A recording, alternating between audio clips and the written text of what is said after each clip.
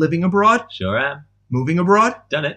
Abroad? Female? No. Living in a different country? Yes. Not abroad. That's right, yes. This is the pod for you. Good. Listen to the Bitter Balls podcast to join Ben And Rob. in the Netherlands as we discuss all things expat, Holland, and more. Why are we doing this podcast, Ben? Very good question. We're doing this podcast because we're a couple of expats living abroad, obviously. I'm from the UK, and Rob. I'm from the US. And so we both lived in different countries before, all over the world, and we have got a fair bit of experience and insights into what it's like being an expat. Every episode, we're going to be trying new drinks, whether it's a beer or something else, and having a few international snacks. If you have any ideas or suggestions, make sure to let us know. Yes, but please not weird fish. Oh, God, we're going to have to eat the fish. You want to drink out of the cans or you want a glass? Let's go with the cans, yeah? Yeah. Iconic, isn't it? So, here we are. Here we are again. And we got some beers, some good Dutch beers. The classic beer with a red star, Heineken. Heineken, classic red and green like Christmas. It is a very, very quintessentially Dutch beer, I would say. Yeah, I mean, it's the biggest beer in the world, 140 years old, and you can tell why. It's about as standard as a lager comes. It is very standard. The taste is familiar, just like essentially any other light beer, but Heineken is brewed in Amsterdam. They have their big factory there. Have you ever been there? No. Have you? Yeah, I went on a factory tour a couple years ago, and the process that they have to make the Heineken beer it's incredible. They have a secret ingredient as well that they put into the mix.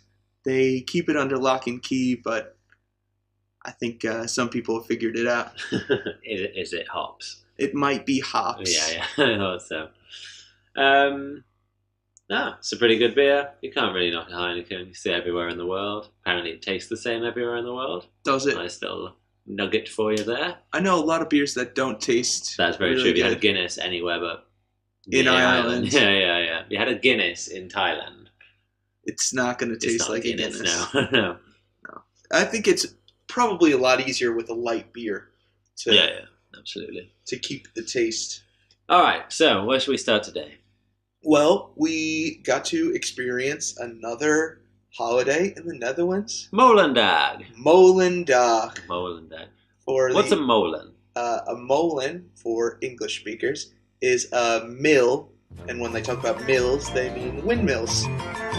A mouse lived in a windmill in old Amsterdam.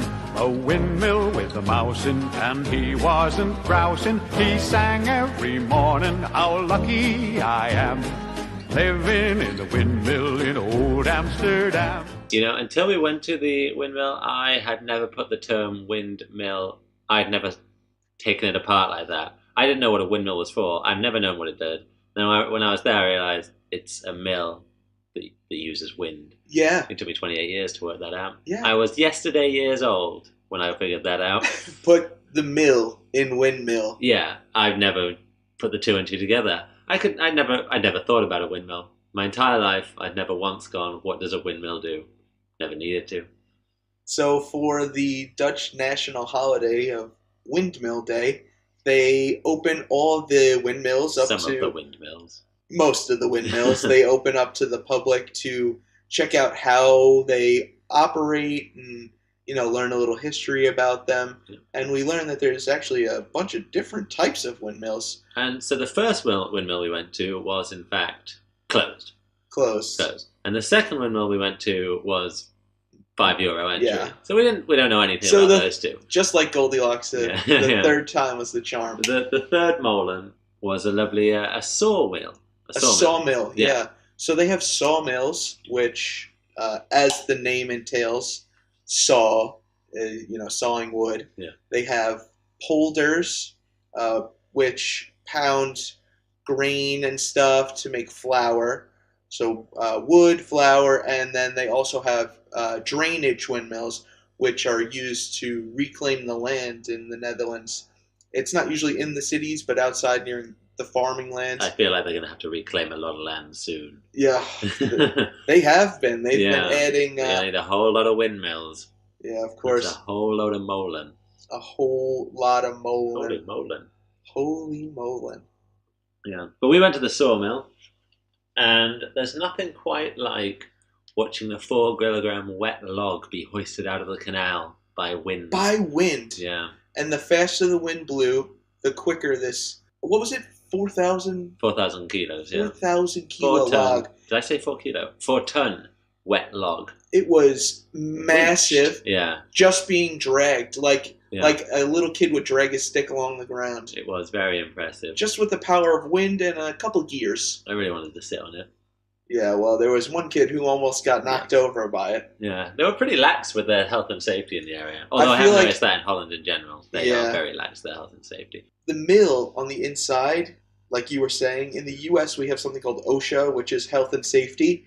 But you could just go in, and they got these saws, cutting logs, a bunch of machinery parts, gears winding around, rope everywhere, Yeah. and you just Very, walk very in. Texas Chainsaw Massacre. Yeah, you walk in and around all of this stuff, and they have no issue. We were talking to one lady who was explaining to us how the saw moves up Yeah, she and was pretty down. cool. She was the older lady. I don't want to guess her age, but maybe my mum's age. She was maybe very, older. she was very And she was windmill a- proficient. She was windmill proficient, and she was in full windmill.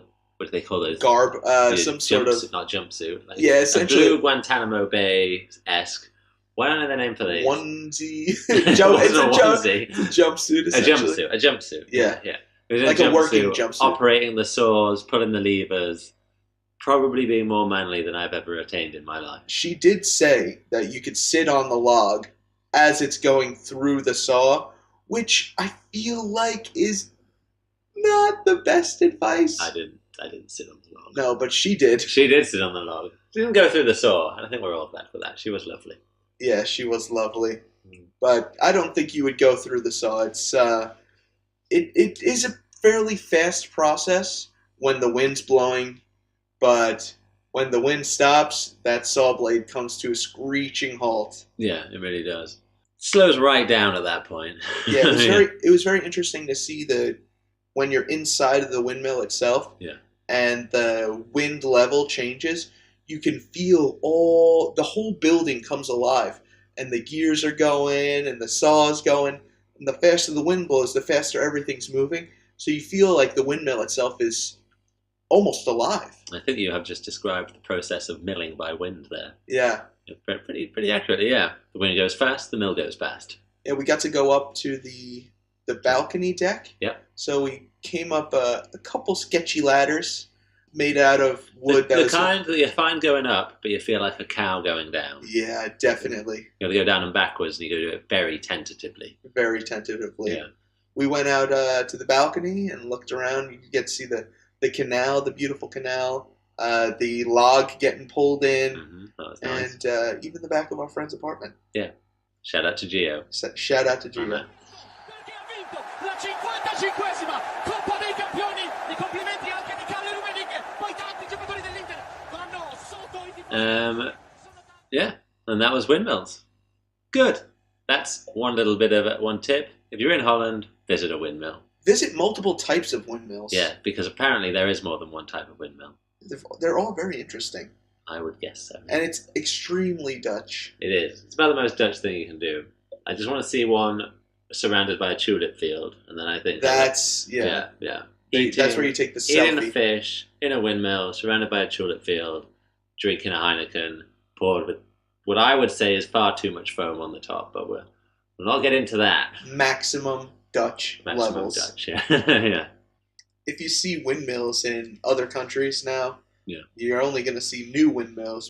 They're not as quaint as Dutch windmills. No, that's true. But on the other hand, the Dutch aren't providing that much clean power at the moment. Bone of contention here, actually. Not doing very good on the old sustainable energy front. Which surprised me because it seems like one of the cleanest countries I've ever been to. And it also seems like they have a lot to lose. They already have. Yeah, that's they true. already. They already have most of their country is below sea level, Yeah. and they got big levees, dikes, dams. They're You got to make sure you're they're on your investing game. an awful lot in their levees, dikes, and dams. Yeah. They're really hoping they're going to hold. If they don't, Yeah.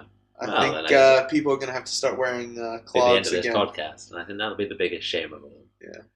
All right. So let's move on. Yeah, what else are we going to talk about today? All right. So what I have done is I thought we should talk a little bit about the pros and cons of expat life. So instead of making a list, I Googled pros and cons of expat life in the Netherlands. What did you find, Ben? I found a list of pros and cons of expat life in the Netherlands. That's Google for you, isn't Yeah, it? you go. Just exactly what you want. Right. So the first pro. Let's start with the pro, of course. Large expat communities, undoubtedly here. Yeah. The expat communities are massive. I know in the big cities like Amsterdam, Rotterdam, and The Hague, there are huge expat communities of English-speaking folk, but in Leiden especially, it's a great community because it's centered around the university and they have Absolutely. so many international students coming as well. Is a student an expat?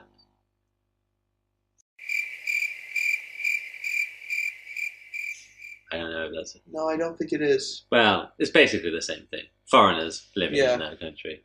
Yeah, which is a great thing in many respects, and I wouldn't say a bad thing, but it can definitely hold you back. You're not Yeah. going to learn the language as easily, which you never will in Holland anywhere as compared to anywhere else because they speak English so well. But it's easier to live in the expat bubble. And I've lived in a few expat bubbles, and I've lived very much in the bubbles. And there are things to be said for them and things to be said against them. You get the expat snobs, people who refuse to be in the bubble. Oh, Say okay. if you live in a country, you have to be at one Fully, with the yeah, country. You fully got to learn the indulge. language. They marry into it. They don't like to associate with anyone who isn't from the country, almost. But here in the Netherlands, it's more of a welcoming community. Yeah. Well, it is, but it is pretty... I don't have any close Dutch friends. I don't either. Yeah, no. But I know some people do, but I have heard that it is quite difficult to get into friendship groups. But I understand that, because say if you came to my town, like you, because we're mates, but if, say, someone came to my town, where I have a group of mates I've had since school, and some dude from Paraguay walks into the bar, I'm not going to instantly become mates with them, you know what I mean? I've been there for 10 years, I got my mates, I don't need anyone else in that town. So I understand why not everybody's just like, oh, come and hang out with us, you know what I mean? I don't think it really works like that, which is why you hang out together as expats, because you're all in the same boat, Yeah. which is apt in Holland. Which is a good boat to be in Holland. Yeah. It's a great setup for someone who's speaking English. Yeah. But like you were saying, it's really difficult to learn the language here because the Dutch are too proficient in English for you to be able to flex your Dutch skills and learn by, getting into the culture, because as soon as even if you're speaking Dutch, if you say a word wrong or pronounce something differently, they'll switch just like that to English. Yeah. It's still something that said that the Dutch are excited to show off their English, but I think they've gone past that now. They know they're so proficient at English. It's not even showing off. It's just a case of getting shit done for them. Yeah, it's like, they I want don't to want be to waste time. as effective as possible. And maybe it's just sometimes when you go abroad and you start using the language, people really love it because they don't hear it very often. I don't think it interests them here. They want to get they're more of an efficient country. They like to get things done. They're direct. They come off as fumbling through a Dutch sentence is not a direct way to get anywhere. No, of course not. And sometimes people who travel to the Netherlands think that the Dutch are rude because of this trait in their culture. Well, that brings me on very quite direct. nicely to one of my cons, actually, Rob. What were you about to say? They're very... Direct? Very direct. Yeah, this is an interesting point. What I'm still having trouble with. They are a direct people. But they're also a friendly people, which they somehow manage to balance between. Most people are super friendly, but there are occasions when their directness takes you by off guard. Yeah. Is that right? Yeah, it takes you off guard, catches you off guard. Yeah, well, it could definitely catch you off guard, but it's only really a con to those who are traveling to the Netherlands for a short time, because they'll get some sort of inconvenience out of this directness because they're not used to it, and maybe they'll have some sort of negative experience because they think that they're being treated poorly. But as an expat, you can kind of see this one as a pro as well, because them being so direct will lead you to learn more about their customs and their social norms and what you should do in public and in certain situations. You won't be left, wondering whether you did the right thing or the wrong thing. In some other countries, you might be caught in a situation where you do something that's not perfectly correct, but no one will really let you know, and you will find out the consequences of your actions in another way. Well, I remember I was in a bar in Canada, actually, not America. Went to order a beer, paid for my beers, didn't think about tipping at a bar. That doesn't even the thought doesn't even come to my mind. So I didn't tip because I'd never thought about that before. And then when I tried to get the next beer, I was not served. No.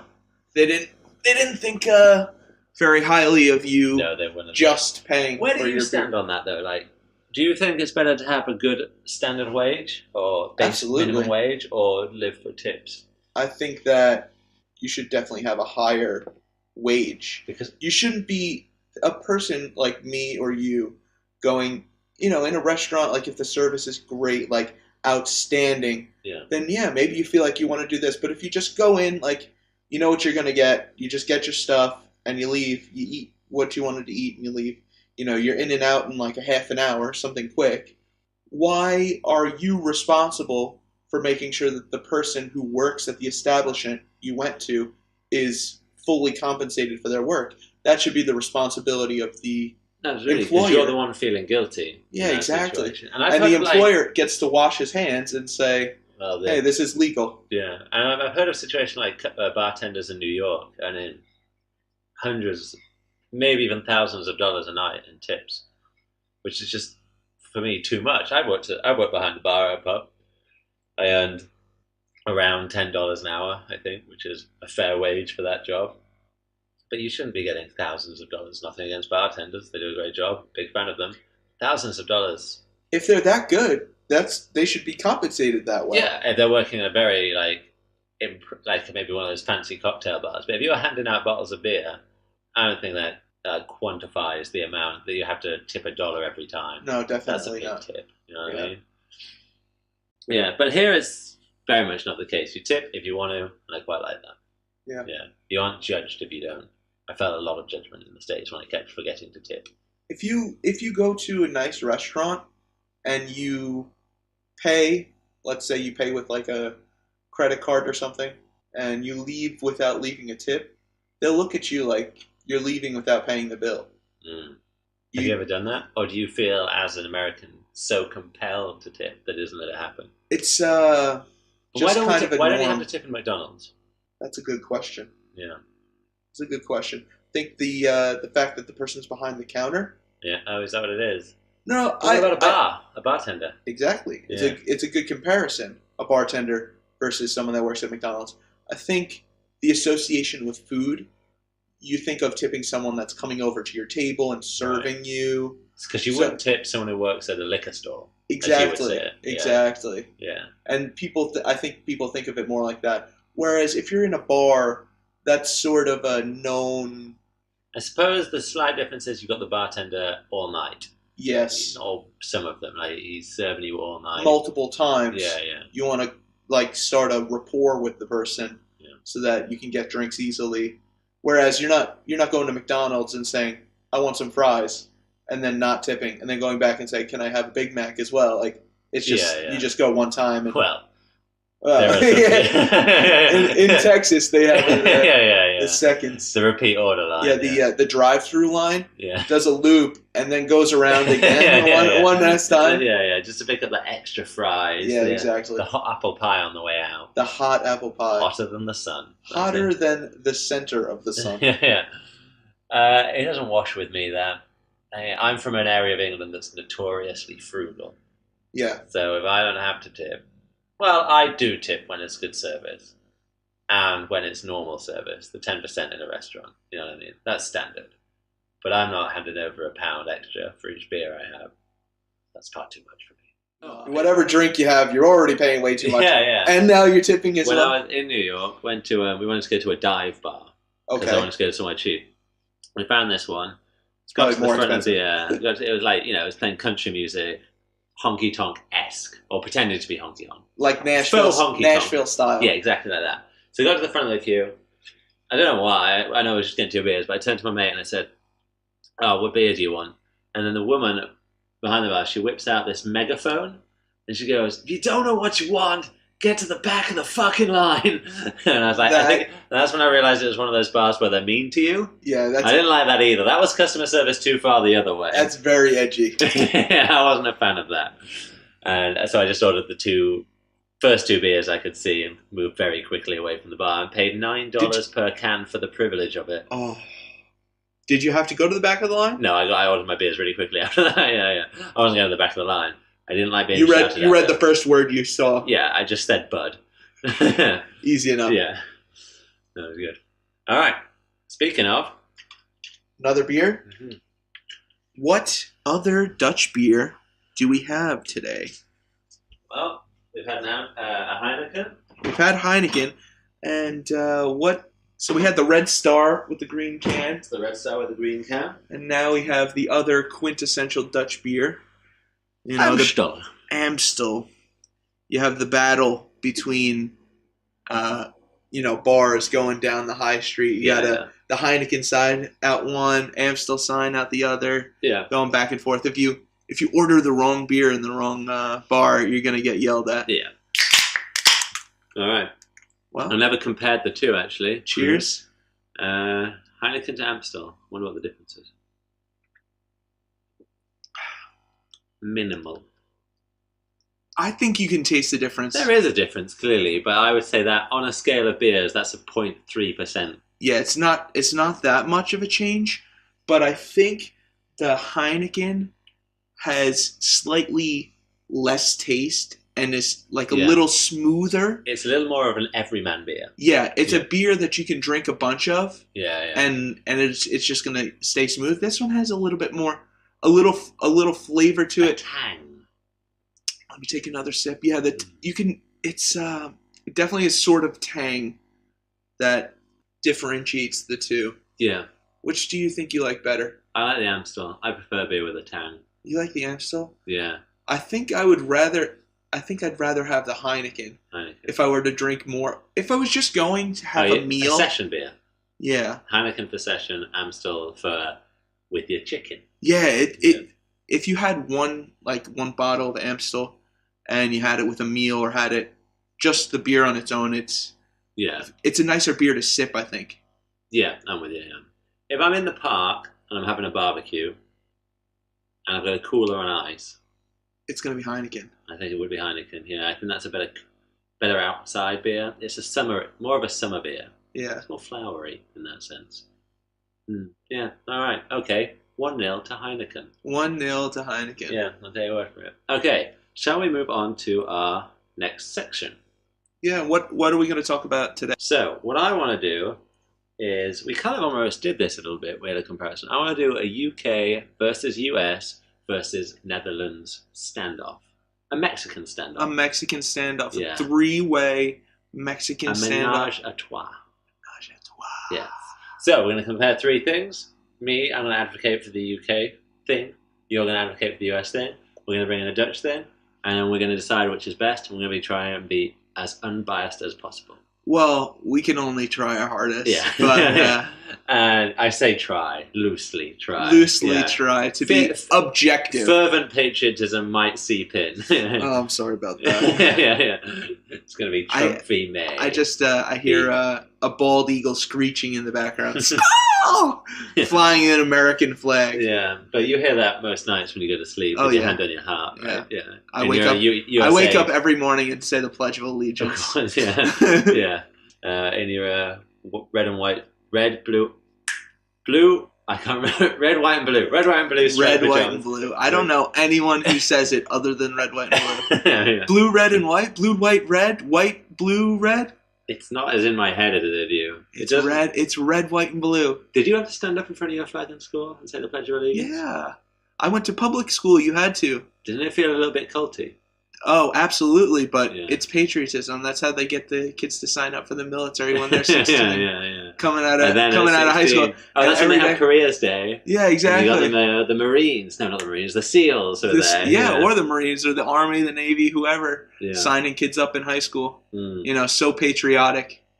American flag right beside them. Oh, American flag right beside them, handing out little American flag pins and little Army colored koozies. And We spoke about flags that time, but this is something I've seen in the US and Netherlands. You guys love your flags. yeah.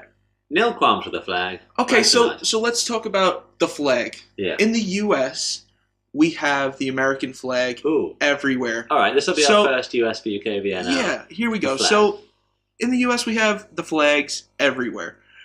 If you go to a school, any public building, most of them will have a flagpole, and they'll be flying the U.S. flag.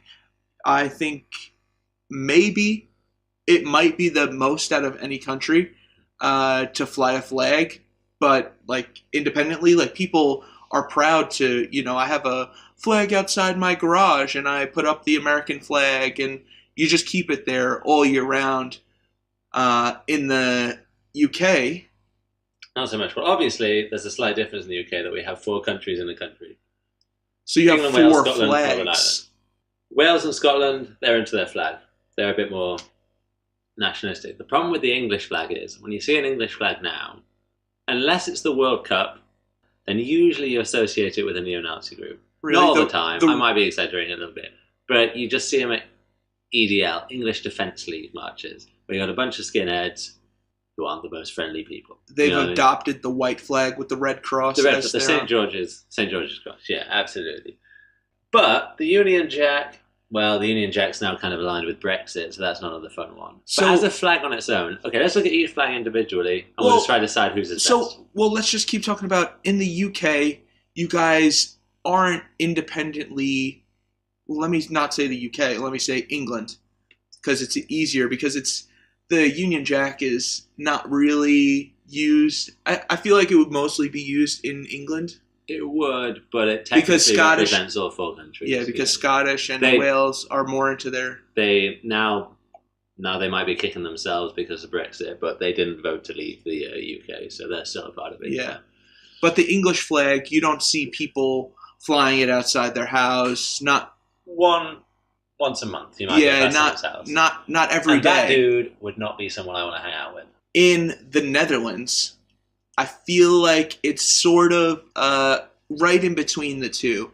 They don't usually fly the Dutch flag, But except on holidays. and they have a lot of flagpoles ready for that. They And are ready for their They flag are flying. absolutely ready. And when it's King's Day or other national holidays, you see the streets are lined with, the red, white, and blue Yeah. tri-bar flags going down the All right, road. So there's 3 flags. Let's break them down as designs. Which one we think is best?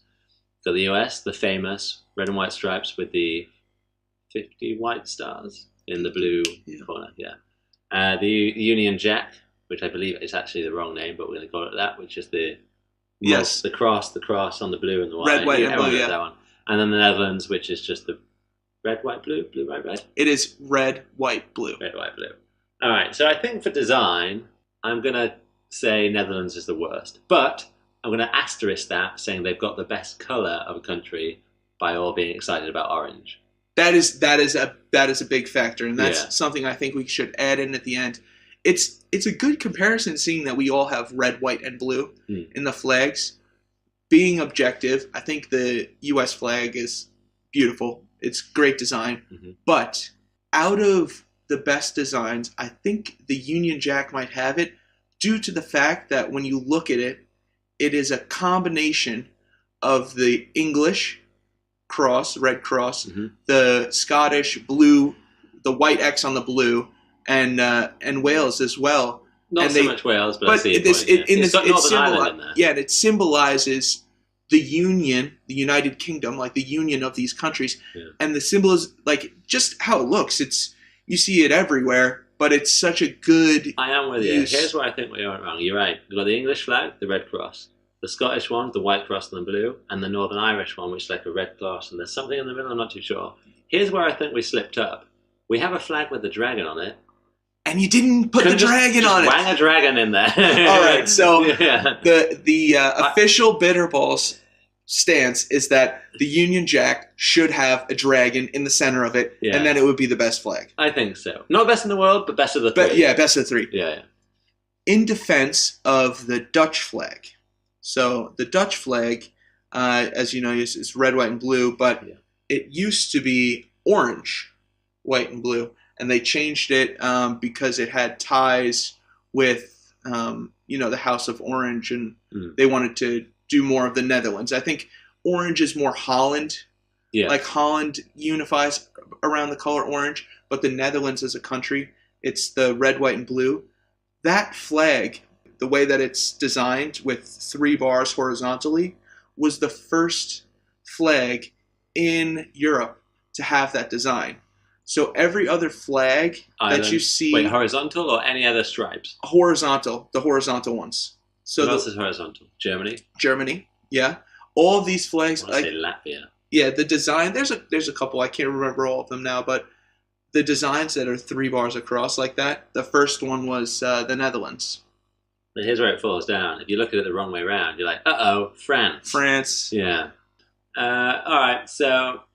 Yeah, I got. But the American. So flag. tell me what my thoughts on the US flag. On the US flag. Do you know a bit about the design of the flag? Well, I know the stripes. So there's 13 stripes for the 13 unions. The colonies. 13 colonies. The original 13 colonies. And the 50 stars for the 50 states. So the design, obviously, the American flag has been the American flag for longer than we've had 50 states.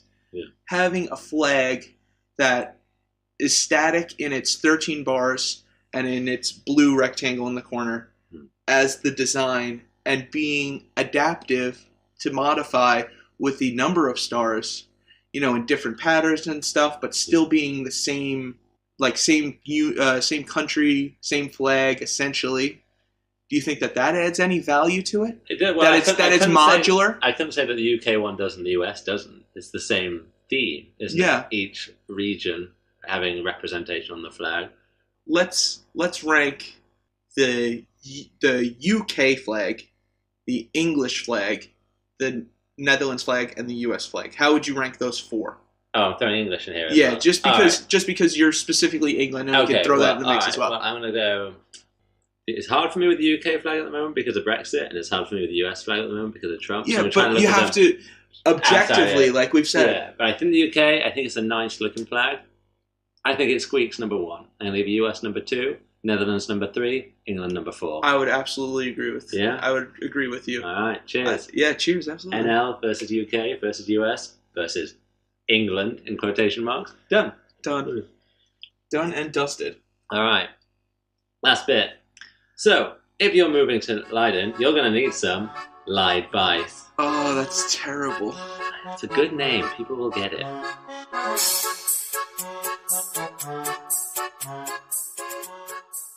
Leidwijs. Yeah, it's advice for Leiden. Okay, our advice segment is going to be called Leidwijs. You don't fight me on this. I'm not going to fight you, Ben. I know what happened last time. Yeah, you remember. You fell down the stairs. I did fall. I'm using very heavy air quotation. You want to fall down the stairs again? Okay, Ben. Leidwijs. Right, so if you're living in Leiden, or this can go to visitors actually, but we're going to try to do it for people who live here. Things you haven't done that we found that are fun. And what I didn't do when I lived here, until I was visited by my dad, is go on the Canal Cruise. It was around 10, 11 euros, 9 if you're a student, or something like that. They take you around the canals for an hour. If it's a sunny day, I 100% recommend it. So where do you take these canals from? I've never been on one before. I did a canal tour in Amsterdam, but I never got to do it in Leiden. So it's pretty near the station. It's called something like Bootjes and Bruges. I don't know how to pronounce it. Bootjes and Bruges. Excellent. They gave me there was a tour guide. He steered the boat. He had long blonde hair, blue eyes, big sailor arms, a dreamy Dutch man. So it was very nice. He did the tour in Dutch and English, which I thought was interesting because I feel like he could have just done it in English. Now, there are different types of boat tours. and the one I took in the Netherlands, and I think in Amsterdam, and I think I've seen them around here too. They do the audio, like pre-recorded. You listen to the tour guide. Did you have an actual tour guide on yours? Tour guide, yeah. There was probably about 20 people on the boat, open top boat. He was steering. He'd say something in Dutch. The Dutch people would all laugh. And then we'd be like, okay, he's going to say something funny. He'd say it in English. And he did. He said something funny. So he was good. He was humorous in 2 languages. So kudos to him. And what was the most valuable piece of information that you got from the boat tour? Is there anything you learned or viewed the city in a different light, or why was this experience so good to you? Went past the observatory. He explained about that. So much to know about that. I'm sure we'll talk about it at some point. Went through the bridges. Yeah, going under the bridges must be great. It was great. He was talking about the rats and the rat infestation, which you picked up on last episode, and the cats and that kind of thing. We went past some of the, I say some, probably the only abandoned building in the centre of Leiden, that one we were set earlier by today. And he just had little tidbits of information for everything we went past. It was great. It took about an hour, perfect amount of time, because it was a very hot day in that false summer that we had. Yeah, when we get lucky. That Easter. And then it goes back to 5 degrees and rain. Yeah, absolutely. But I got on a lucky day. But if you are visiting, I would say do the canal tour. Very, very much worth it. €10, 1 hour. Take your drinks on the boat. They don't care. It's lovely. That is a big bonus. Drinks, your BYOB on the boat. BYOB. Nice. There you go. There you go. That's our lie advice for this week's episode. Advice. BYOB. Nice. As always, if you enjoyed it, find us on wherever you listen to your podcasts. Hit subscribe. Send us some feedback, questions, advice, anything you think we should do. Let us know if you liked our piece of advice, if you guys decide to go on a canal tour. Also, let us know if you like Heineken or Amstel better. Yeah. I think we both agreed. We should do a poll. Yeah, we should do some sort of poll. Look out for a poll. Follow us on all of our social medias, whether that's Facebook, Instagram, Twitter, whatever you guys like. Just search Bitter Balls Podcast. Yeah, with that. Find us and search for our content, and we'll put out some sort of poll, or we're going to do some engaging things. So you want to stick around for that. Give us the like and thumbs up and the heart, and whatever kind of love you're feeling for us. Social media affection. Yes, would exactly. Be greatly appreciated. Greatly appreciated. Nice. All right. Signing out. Episode 2. Yeah, we're done. Don't knock a beer over this time.